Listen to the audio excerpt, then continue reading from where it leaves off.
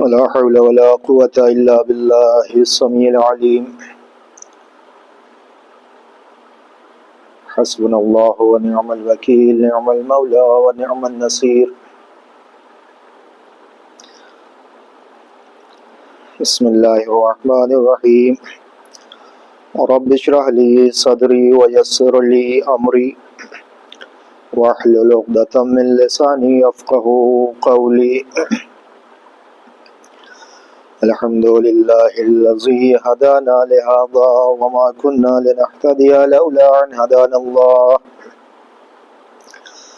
لقد جاءت رسل ربنا بالحق ثم الصلاة والسلام على أشرف الأنبياء والمرسلين سيدنا وحبيب قلوبنا وطبيب نفوسنا مولانا ومولى الثقلين جد الحسن والحسين أبي القاسم محمد اللهم صل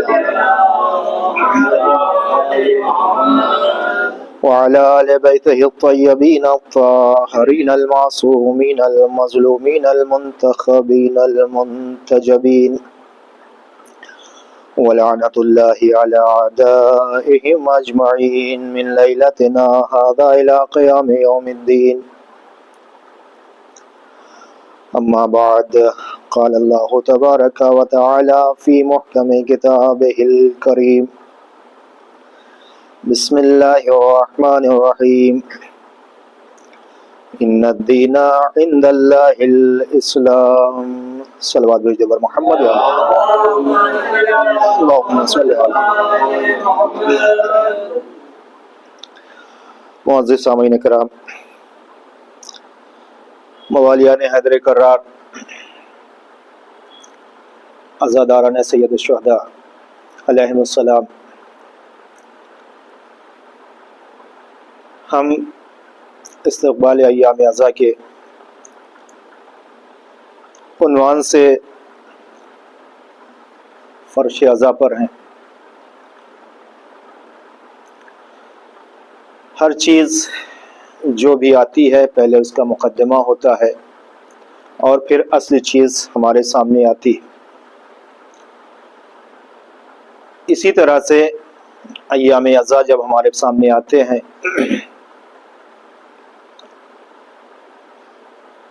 تو کچھ چیزیں اس سے پہلے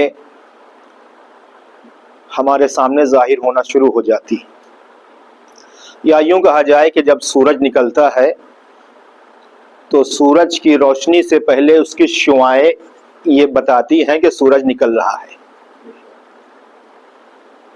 ایام عزا بھی جب ہمارے سامنے آتے ہیں تو کچھ لوگ اس دنیا میں ہیں کہ جن سے کوئی مطلب نہیں ہوتا، جس کو کہا جائے بے طرف ہیں، یا تو انہیں معلوم نہیں ہے حقیقت، یا ان سے کوئی مطلب نہیں۔ کچھ وہ ہیں کہ جو بڑھ کے استقبال کرتے ہیں، اور کچھ وہ ہوتے ہیں کہ جو روح گردانی اختیار کرتے ہیں، اور سب کے آثار ظاہر ہونا شروع ہو جاتے ہیں۔ آپ اکثر دیکھتے ہوں گے کہ آج کا جو زمانہ ہے ہمارا، یہ میڈیا کا زمانہ ہے، سوشل میڈیا کا زمانہ ہے، اس کی اچھائیاں بھی ہیں برائیاں بھی ہیں۔ بہت سی باتیں ہمارے سامنے، یا یوں کہہ لیا جائے کہ علماء حق جب ممبر پر آتے تھے اس دور سے پہلے، تو جب وہ حقائق کو بیان کرنا شروع کرتے تھے عوام کے لیے، تو بعض اوقات یہ ہوتا تھا کہ بہت سی چیزوں کو نہیں بیان کر سکتے تھے، یا بہت سی چیزوں کو دبے الفاظ میں بیان کرتے تھے، چونکہ زمانہ حالات اس بات کی انہیں اجازت نہیں دیتے تھے۔ اور یہ ہم علماء کی بات کر رہے ہیں، اگر اور تاریخ میں جائیں تو رسول اللہ نے بھی یہ شکوہ کیا ہے کہ اے علی، اگر تمہارے فضائل ویسے بیان کر دوں جس کے مستحق ہو تم، جو تمہاری فضیلتیں ہیں، تو مجھے اپنی امت سے خوف ہے کہ یہ تمہیں کہیں عیسیٰ جیسا نہ سمجھ لے، کہیں اللہ کا بیٹا نہ سمجھ لے، کہیں خدا نہ سمجھ لے. تو جب نبی نے بیان نہ کیا تب تو امت سجدہ کرنے لگی، لوگ خدا کہہ بیٹھے. تو اگر اس خطرے کے پیش نظر رسول اللہ نے بھی فضائل تو بیان کیے، لیکن خود شکوہ کیا کہ جو فضائل بیان کرنے کا حق تھا وہ بیان نہیں ہوا، جو حقیقت بیان کرنے کا حق تھا وہ بیان نہ ہوا. جب بیان نہ ہوا تو ہمارے سامنے نصیری نکل کے سامنے آ گئے. تو اگر بیان ہو جاتا تو ڈر یہ تھا کہ پوری امت ہی نصیری نہ ہو جاتی. ایک سلوات بھیج دے بر محمد والا.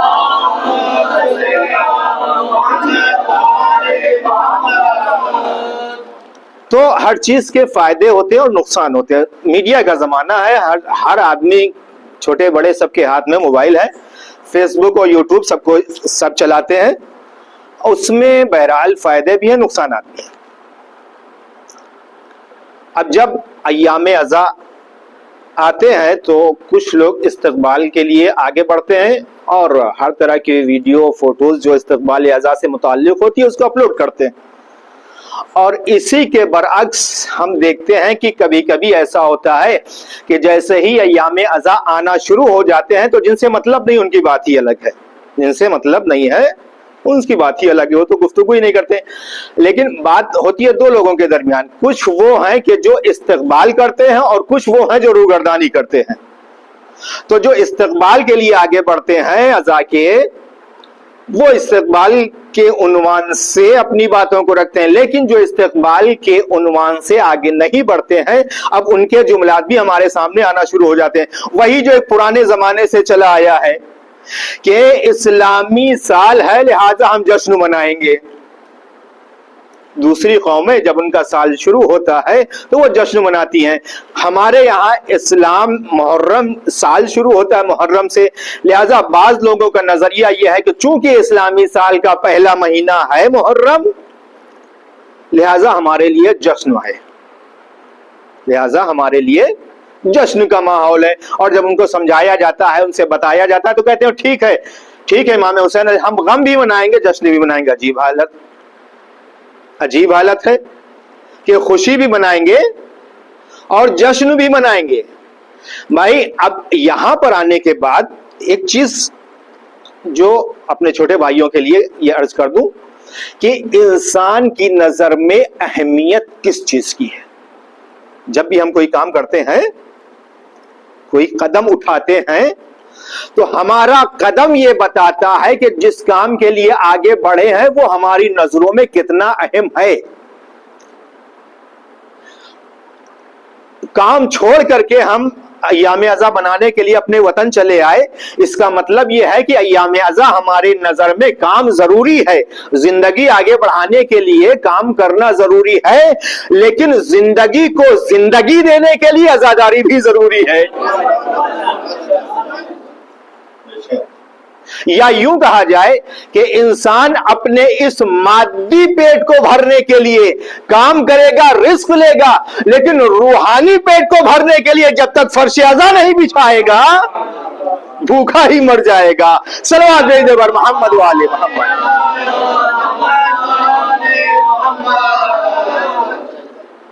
تو عظمت کس چیز کی ہے انسان کے قدم سے، انسان کی باتوں سے پتہ چل جاتا ہے.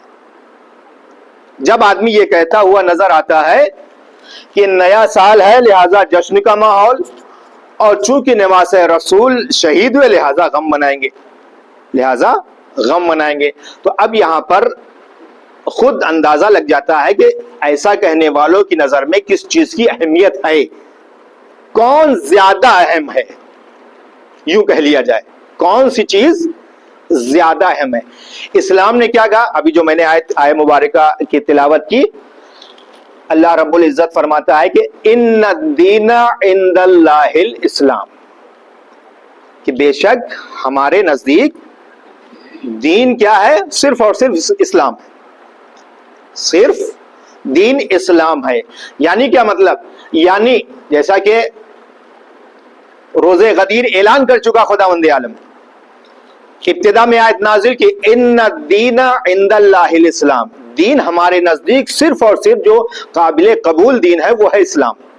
باقی آپ کوئی بھی دین اختیار کرو اس سے ہمارا کوئی لینا دینا نہیں ہے. ایک صلوات بھیجیے پر محمد والے.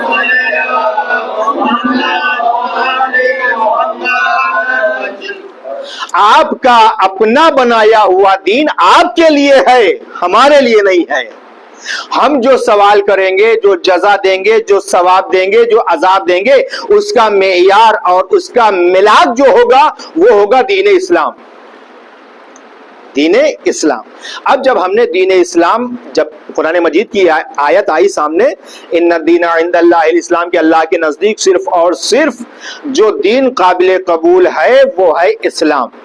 تو ظاہر سی بات ہے چونکہ ہمارا مسلک بھی مذہب بھی وہی دین ہے کہ جسے قرآن نے اللہ کے لیے پسند کیا ہے. جب اس میں جا کر کے دیکھا اور دین کی باتوں کو, دین کے احکام کو جب دیکھنا شروع کیا تو اب وہاں پر ہمیں کچھ باریکیاں نظر آئیں. ایک صلوات کا سہارا دے پر محمد والد.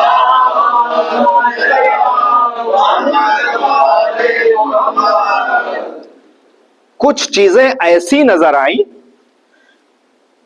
کہ جو ہمارے لیے بہت اچھی ہیں, ہمیں بظاہر بہت اچھی لگتی ہیں, لیکن شریعت نے ان پہ پابندی لگا دی ہے. شریعت نے, دین نے پابندی لگا دی.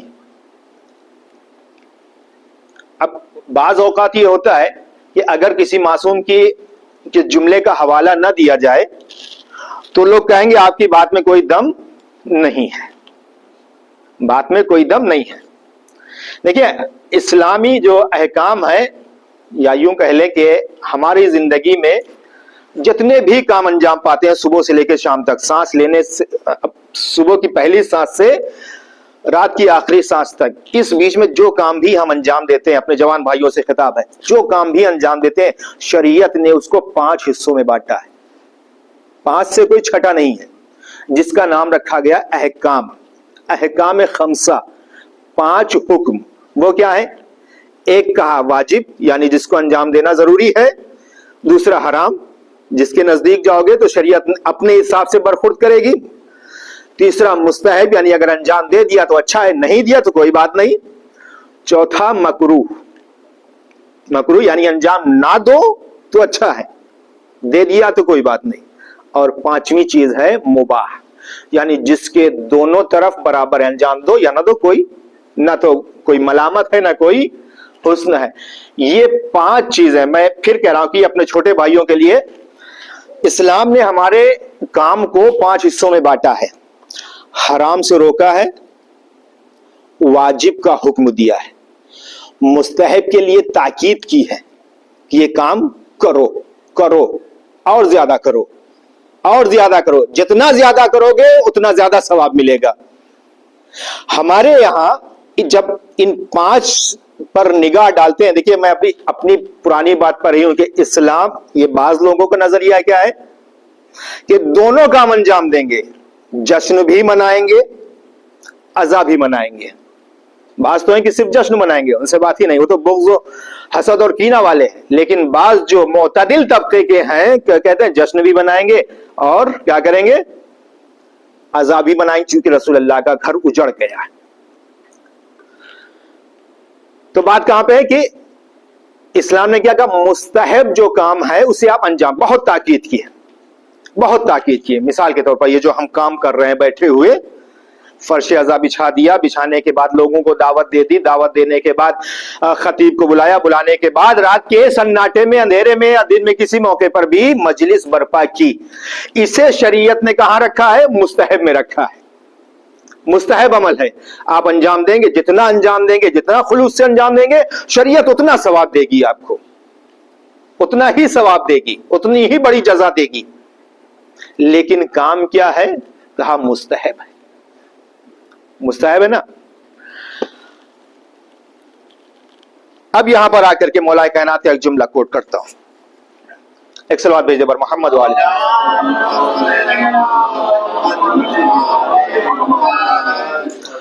مولا فرماتے ہیں کہ اذا اضرت النوافل بالفرائض فرفضوها,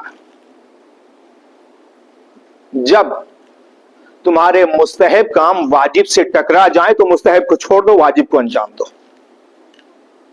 واجب کام کو انجام دو, مستحب کو چھوڑ دو. کیوں؟ اس لیے کہ واجب کام چھوڑو گے تو سوال ہوگا کیوں نہیں کیا, لیکن جب مستحب چھوڑو گے تو یہ سوال نہیں ہوگا کیوں نہیں کیا. تمہارے اوپر واجب نہیں تھا, نہیں کیا. واجب کو انجام دینا ہی پڑے گا. مستحب چھوڑ دیا, کل کو سوال نہیں ہوگا. انجام دے دیا ہو بہت اچھی بات ہے, لیکن مولا نے فرمایا کہ اس وقت کہ جب مستحب آ کر کے واجب کے لیے رکاوٹ بننے لگے تو اب مستحب کو چھوڑنا پڑے گا. چھوڑ دو نہیں, چھوڑنا پڑے گا.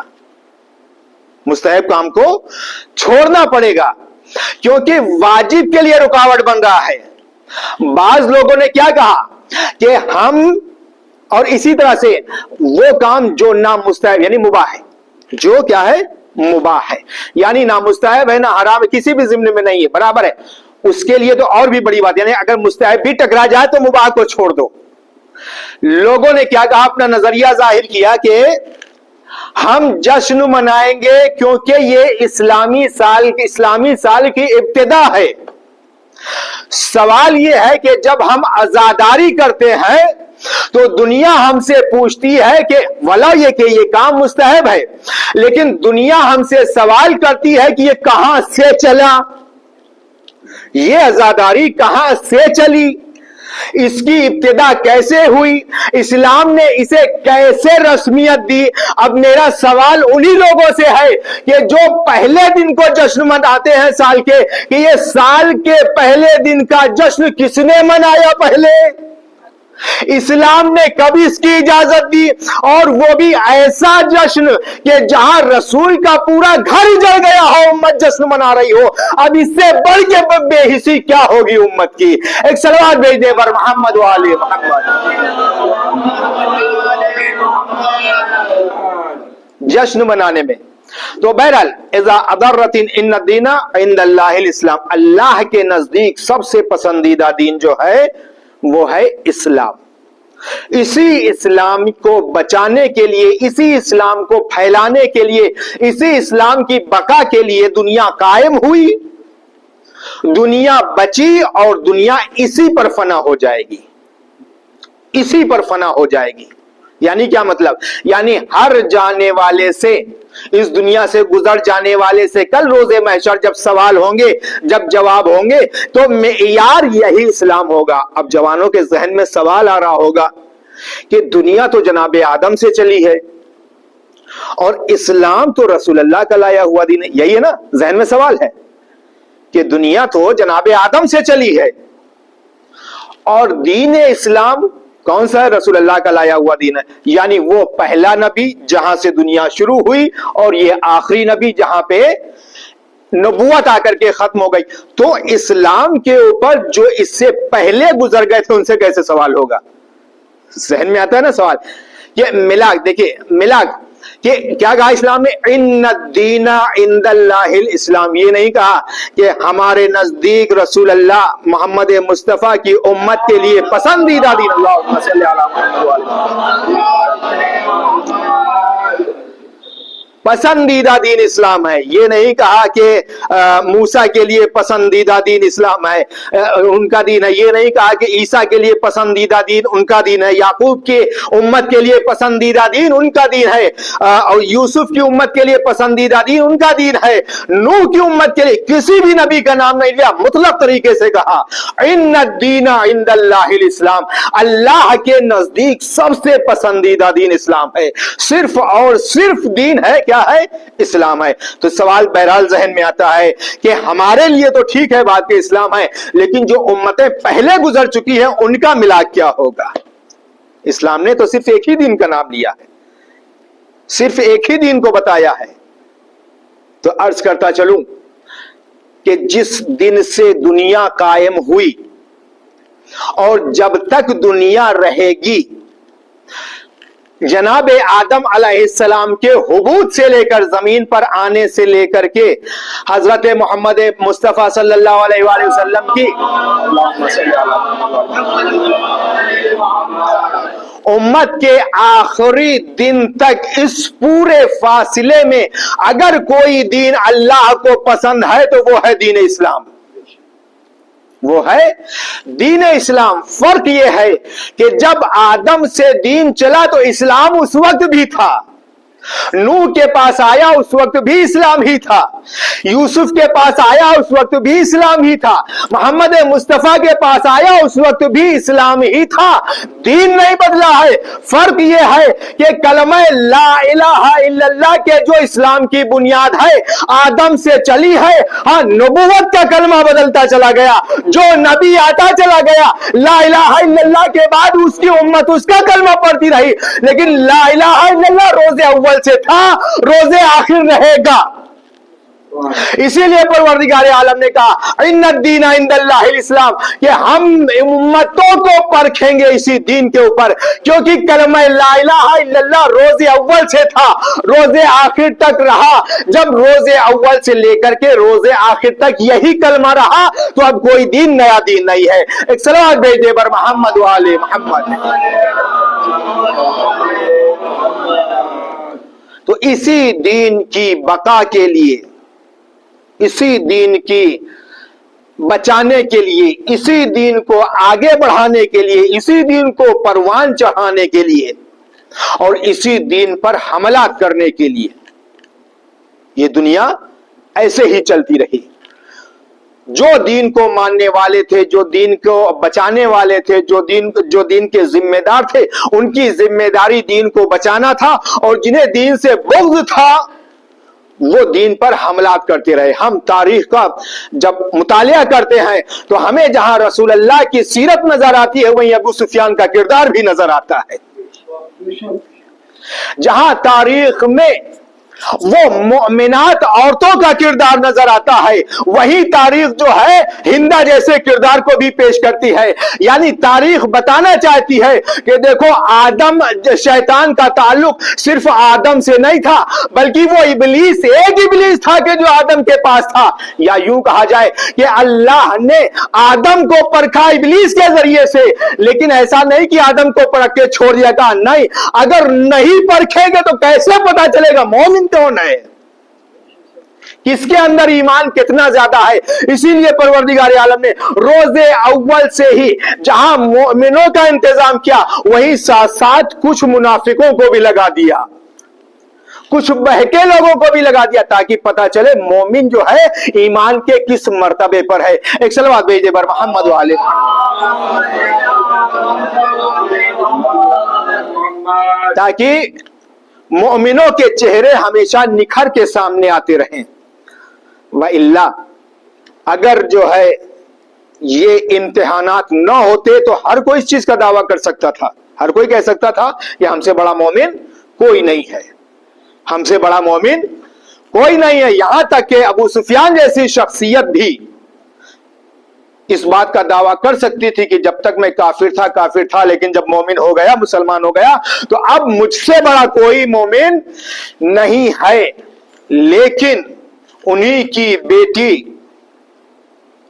کی بیٹی نے اپنے باپ کو بستر رسول سے ہٹا کر کے بتا دیا کہ دیکھو ٹھیک ہے مسلمان ہو گئے, اسلام نے احسان کیا کہ تمہارے پرانے گناہوں کو معاف کر دیا, لیکن گناہوں کو معاف کر دینا ایک الگ چیز ہے, لیکن رسول کی جگہ پہ بیٹھ جانا یہ ایک الگ چیز ہے. رسول کے مقام پہ آ جانا یہ ایک الگ مقام رکھتا ہے, لیکن رسول کے ذریعے سے اپنے کو مومن بنا لینا ایک الگ چیز ہے. اور دوسرے اسی چیز کو ہم نے بہت حسین انداز میں دیکھا ہے فتح مکہ کے موقع پر. فتح مکہ کے موقع پر بہت ہی حسین انداز میں دیکھا کہ جب مکہ فتح ہو گیا تو رسول اللہ نے اعلان کیا, کیا کہا کہ آج مکے والوں میں یعنی کفار مکہ جو شخص بھی کعبے میں آ جائے یعنی مسجد الحرام میں پناہ لے لے یا ابو سفیان کے گھر میں پناہ لے لے, کہ گھر میں چلا جائے, اس کے لیے امن ہے, امان ہے, اس کے لیے امان ہے, پوری طریقے سے امان ہے. اب لوگ جب اس چیز کو دیکھتے ہیں تو کہتے ہیں اس کا مطلب یہ ہے کہ مرتبہ بہت بڑا تھا, تبھی تو رسول اللہ نے کہا کہ جو مسجد الحرام میں یعنی مسجد الحرام کے برابر قرار دے دیا. یہی تو سوچے گا آدمی کہ وہاں بھی پناہ ہے, یہاں بھی پناہ ہے, چاہے یہاں جاؤ چاہے وہاں چلے جاؤ, ایک صلوات بھیج دے پر محمد والے.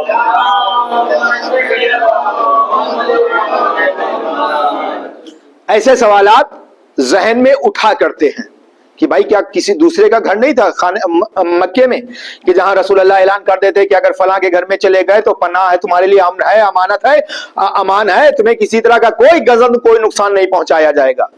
لیکن نام لیا کس کا؟ مسجد الحرام کا اور ابو سفیان کے گھر کا. بڑی عجیب بات ہے، دیکھیے بڑی عجیب بات ہے، دو جگہ کا نام لیا. کیوں؟ علماء اس میں بڑی اچھی بات کہتے ہیں.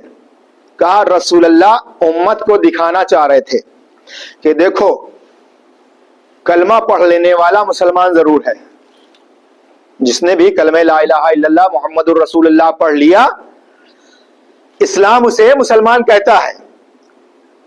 لیکن کس کیٹیگری کا مسلمان ہے یہ طے کرنا آسان نہیں ہے، چونکہ اس کا تعلق کس سے ہے؟ دل سے ہے، اس کا تعلق نیت سے ہے، اور ہم لوگوں کی نیتوں کو اتنی آسانی سے پہچان نہیں سکتے. لوگوں کی نیتوں کو کہ جو ہم نے لا الہ الا اللہ محمد الرسول اللہ کہا ہے یہ صرف ہماری زبان بول رہی ہے یا دل بھی بول رہا ہے، یہ فیصلہ کرنا آسان نہیں ہے.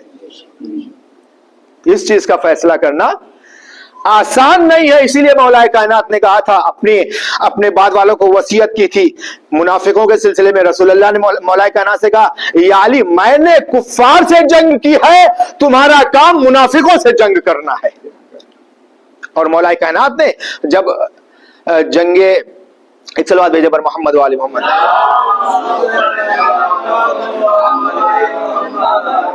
جب جنگ نہروان ہوئی، جنگ نہروان کے بعد مولا کائنات نے اس چیز کا اعلان کیا کہ میں نے نفاق کی آنکھوں کو پھوڑ دیا ہے.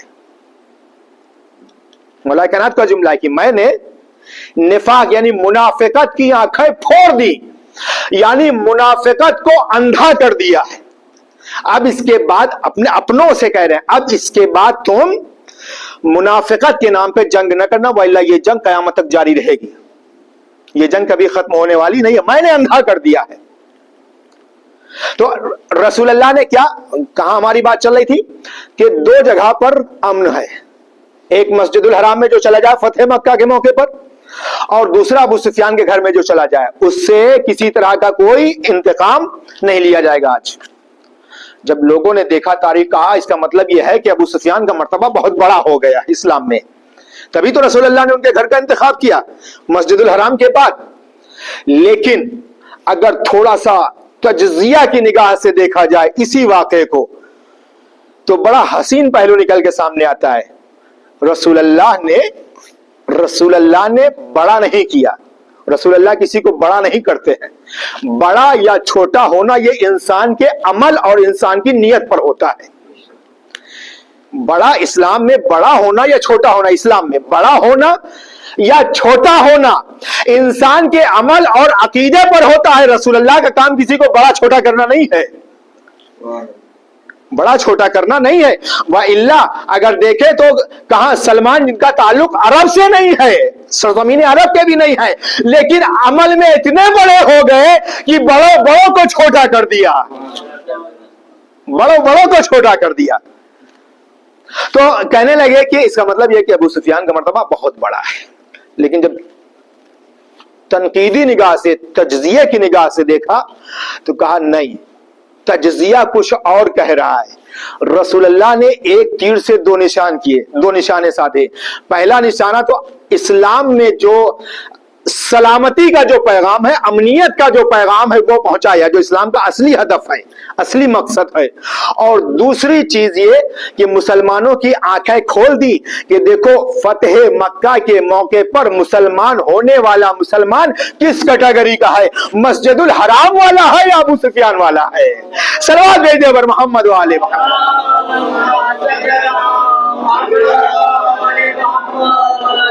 اور اسی چیز کو ہم نے پوری تاریخ اسلام میں ہر جگہ پر دیکھا کہ جو اس کیٹیگری کا مسلمان تھا اس کا عالم کچھ اور ہے، اور جو اسلام کے خلوص سے جس نے اسلام قبول کیا ہے اس کا حال کچھ اور ہے، اس کا مرتبہ بھی اسلام نے کچھ اور رکھا ہے. کیونکہ عمل انسان کے عمل جو ہے اخلاص میں منحصر ہوتا ہے.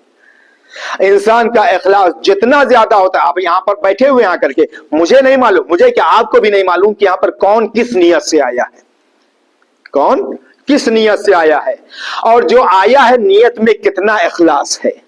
لیکن ہاں یہ ضرور معلوم ہے کہ جس کی نیت میں جتنا زیادہ خلوص ہے اس کا ثواب اتنا زیادہ ہے. یہ ضرور معلوم ہے. اگر ایک قدم بھی چل کر انسان خلوص نیت سے فرش اعضاء کی طرف آتا ہے تو خدا اتنا ثواب دے دیتا ہے اس بندے کو کہ جو اپنی زبان میں کہہ لے کہ رکھنے کے لیے جگہ نہیں ہوتی ہے. کیوں؟ اس لیے کہ یہ فرش اعضاء اس بندے کی یاد ہے کہ جو واقعاً بندہ تھا, جو حقیقت میں بندہ تھا. نہ کہ صرف بندہ تھا بلکہ بندگی کا ایسا درس دے گیا کہ جو بھی اس درس کو جس نے بھی لے لیا, دنیا کی کسی بھی قوم سے اس کا تعلق ہو, کسی بھی سرزمین پر رہنے والا ہو, لیکن جس نے حسینی پیغام کو لے لیا ہے وہ حسینی ہو گیا ہے. وہ کسی بھی ذات سے ہو, کسی بھی مسلک سے ہو, کسی بھی مذہب سے ہو. صلوات بھیجے بر محمد والے جس نے بھی حسینی پیغام کو لیا ہے وہ حسینی ہو گیا ہے. اس کا تعلق حسینیت سے ہے. اس کا تعلق کسی بھی عقیدے کا آدمی ہو. ہم اس چیز کو اپنے ہندوستان جیسے ماحول میں بڑے حسین طریقے سے دیکھتے ہیں کہ جب ہم ایام اعضاء میں فرش بچھاتے ہیں, فرش اعضاء بچھاتے ہیں, یا جب ہم اپنے جلوسوں کو لے کر کے بازاروں میں آتے ہیں, سڑک پر آتے ہیں, تو ہم دیکھتے ہیں کہ ہمارے ساتھ ساتھ وہ بھی عزادار ہیں کہ جن کا بظاہر ہم سے کوئی تعلق نہیں ہے. لیکن حسین ابن علی نے انسانیت کا ایسا درس دیا ہے کہ جس نے بھی اس درس کو لیا ہے اس کے سینے میں انسانیت کا دل اور زیادہ دھڑکنے لگا ہے. یقیناً اس میں کوئی دو رائے نہیں ہے, جیسا کہ لوگ کہتے ہیں کہ اگر حسین بیعت کر لیتے تو جان بچ جاتی. یقیناً جان بچ جاتی, لیکن کتنے دن تک بچ جاتی. جنگ احزاب میں کفار منافقین کے بہانوں کو قرآن مجید نے بڑے حسین انداز میں بیان کیا ہے کہ جب ان سے کہا جاتا تھا جنگ کے لیے چلو, خاص طور سے جنگ احزاب کی بات ہے, تو بہانہ کرتے تھے.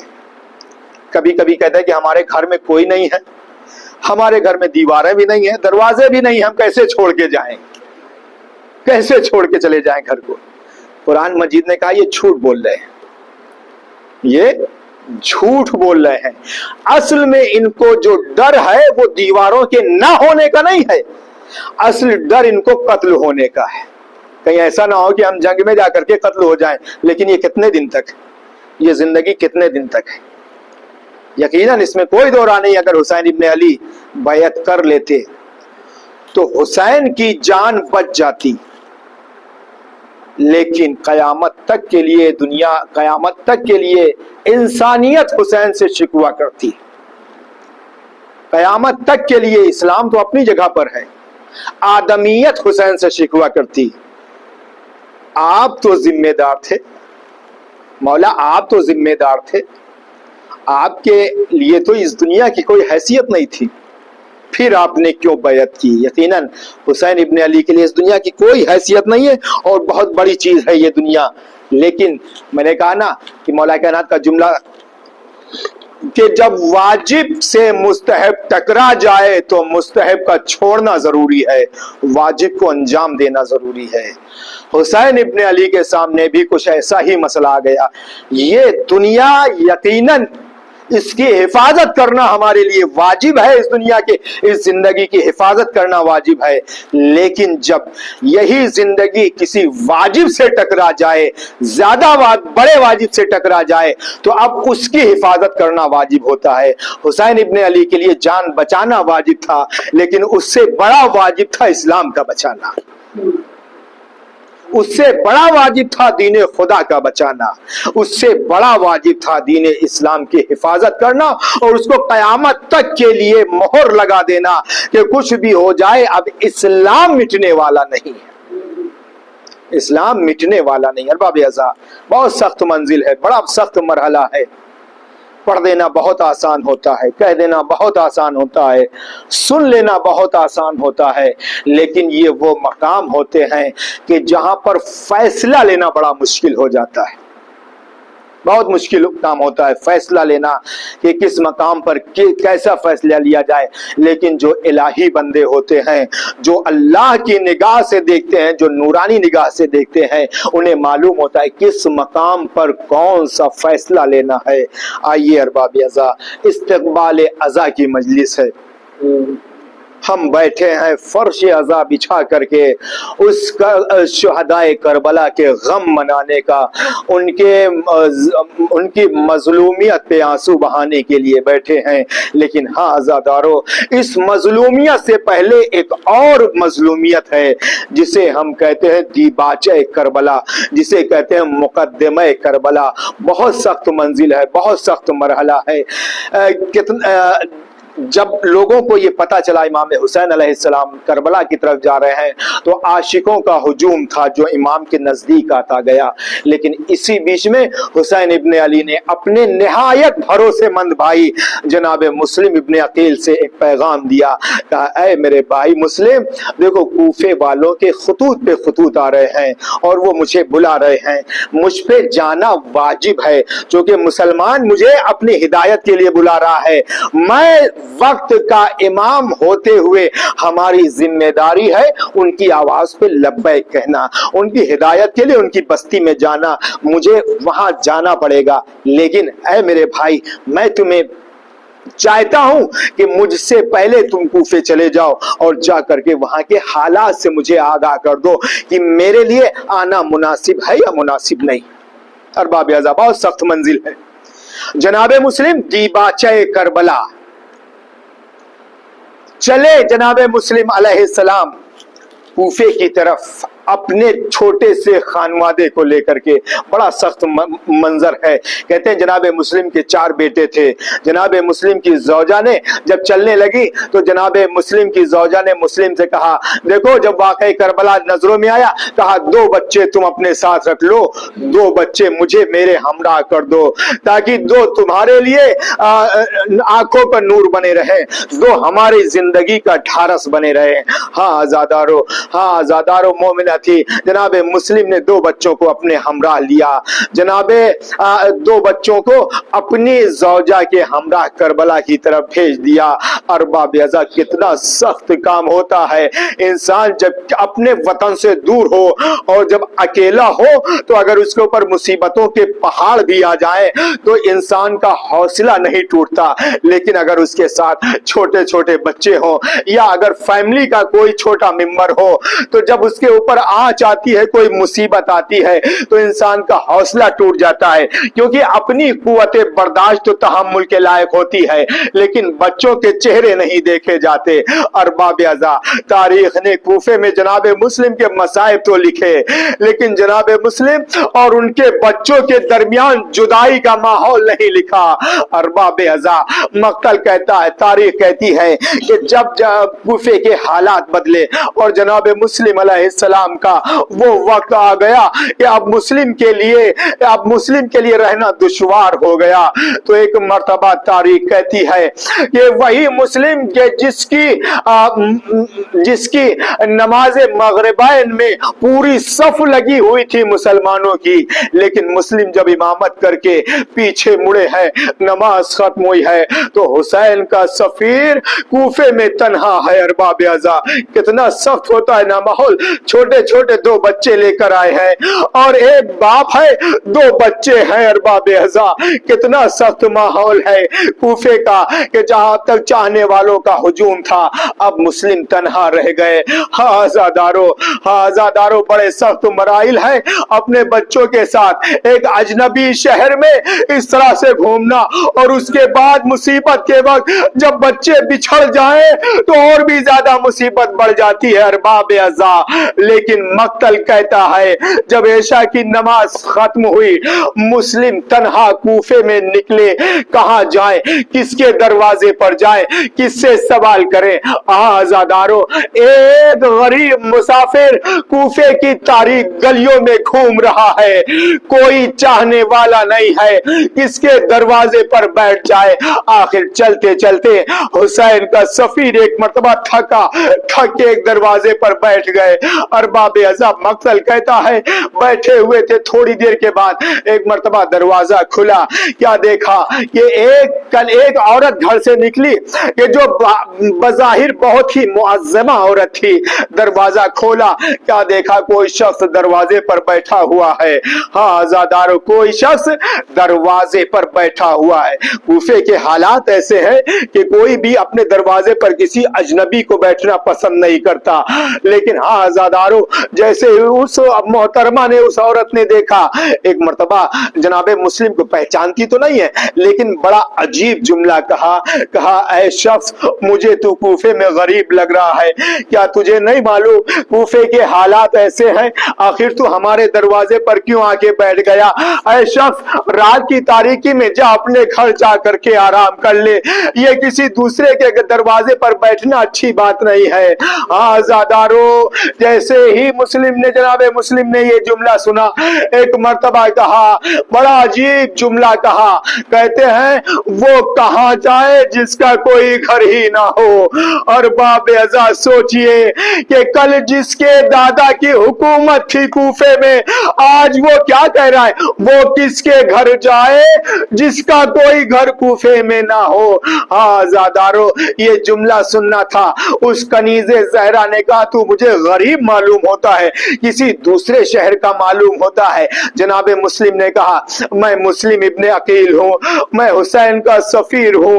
آزادارو سارے کوفے والوں نے ساتھ چھوڑ دیا، یہ جملہ سننا تھا۔ ایک مرتبہ وہ معظمہ حسین کی مولا کی چاہنے والی تڑپ گئی اور تڑپ کے کہتی ہے مولا آج میرے مولا کے سفیر ہیں تو دروازے پر کیوں بیٹھے ہیں، آئیے نا گھر کے اندر آئیے۔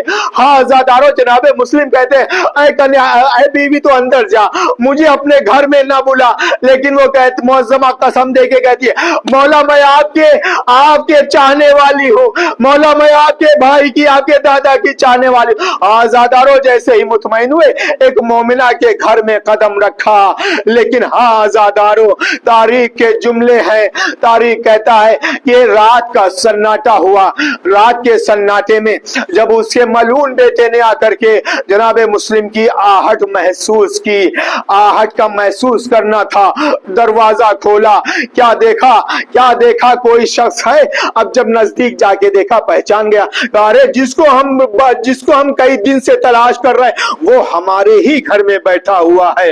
ارباب ازا ماں نے بیٹے کے قدم پکڑ لیے، تو یہ کیا کر رہا ہے، چند پیسوں کے لیے آخرت کو بیچ رہا ہے، لیکن آزادارو ملعون تو ملعون ہوتا ہے، اس کے لیے پیسے بڑے عظیم ہوتے ہیں، نسل فاطمہ کی کوئی قدر نہیں ہوتی۔ آزادارو وہ شخص اٹھا اور جلد جا کر کے اطلاع دی یہ مسلم ہمارے گھر میں ہے۔ اطلاع ملنا تھی یہ مسلم کے صبح کا سورج طلوع بھی نہ ہوا تھا کہ ادھر سپاہیوں نے دروازے پہ آ کر کے اس طوا کے گھر کو گھیر لیا۔ ارباب ازا آزادارو حسین کا سفیر تھا نا، جیسے ہی طوا کے گھر کو سپاہیوں نے گھیرا، ایک مرتبہ مسلم نے اپنی تلوار پہ ہاتھ رکھی، طوا آگے بڑھ کے کھڑی ہو گئی، مولا کہاں جا رہے ہیں، کہاں جا رہا ہوں، اب مجھے یہ گوارا نہیں ہے، دیکھ رہے ہو باہر دیکھ رہے دشمنوں کے گھوڑوں کی ٹاپیں تمہارے گھر کو گھیرے ہوئے ہیں، مجھے یہ گوارا نہیں ہے کہ میری وجہ سے دشمن تمہارے گھر میں داخل ہو جائے۔ آزادارو دل چاہتا ہے ہاتھ جوڑ کے عرض کروں مسلم یہ کوفہ ہے جہاں کو اتنا گوارا نہیں، کہ آپ کے چاہنے والی کے گھر میں آگ کی وجہ سے نامحرم گھس جائے. اے مسلم ذرا کربلا کا ماحول دیکھیے جہاں حسین قتل حسین کے بعد دشمن ہے, خیام ہے, بیمار ہے, یہاں کوئی کوڑے مار رہا ہے تو کوئی درے مار رہا ہے. الا لعنت اللہ علی القوم الظالمین وسيعلم الذین ظلموا ای منقلب ینقلبون. انا للہ وانا الیہ راجعون. رضا بقضائہ وتسلیما لامر. پالنے والے تجھے واسطہ اہل بیت اطہار علیہم السلام کا معبود ہمارے اس مختصر سے عمل کو قبول فرما لے. اے میرے اللہ ہمارے اس عمل کو ہمارے امام کے خوشنودی کا ذریعہ قرار دے دے.